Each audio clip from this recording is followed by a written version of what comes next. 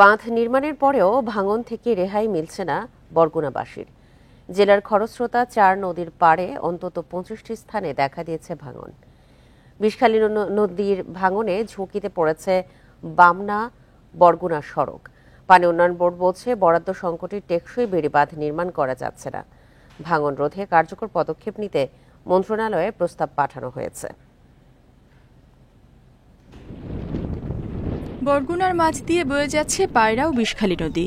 জেলার পূর্ব পাশে বইছে আন্ধারমানিক আর পশ্চিম পাশে বলেশ্বর নদী। এসব নদীর তীব্র স্রোতে প্রতিনিয়ত ভাঙনের কবলে বিভিন্ন এলাকা।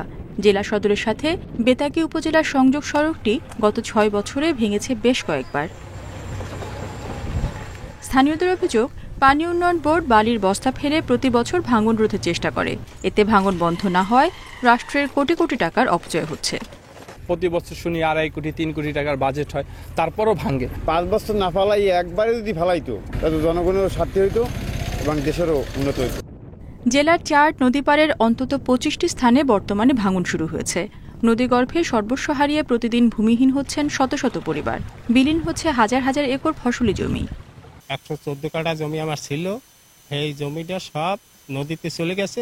নদী ভাঙ্গলে বন্যায় আমার ক্ষয়রাতি বানাই দিয়েছে। প্রত্যেকটা একটু পানি হইলে আমাকে চুপনি খেতে হয়। এই নদীতেই ভাঙ্গল কোনো কাদায় ফেরতে আসে না যদি এখানে বেড়িবাঁধ না দেওয়া হয় বা ব্লক কিছু না দেওয়া হয়। টেকসই বেড়িবাঁধ নির্মাণে বরাদ্দ সংকটের কথা বলছেন জেলা প্রশাসক। অন্যদিকে পানি উন্নয়ন বোর্ডের কর্মকর্তারা বলছেন ভাঙন ঠেকাতে প্রধান কার্যালয়ে প্রস্তাব পাঠানো হয়েছে।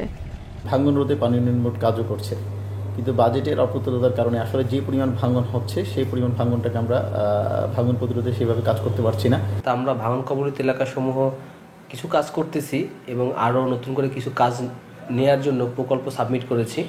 এই প্রকল্পগুলো অনুমোদিত হলে আমরা কাজগুলো বাস্তবায়ন করতে পারবো।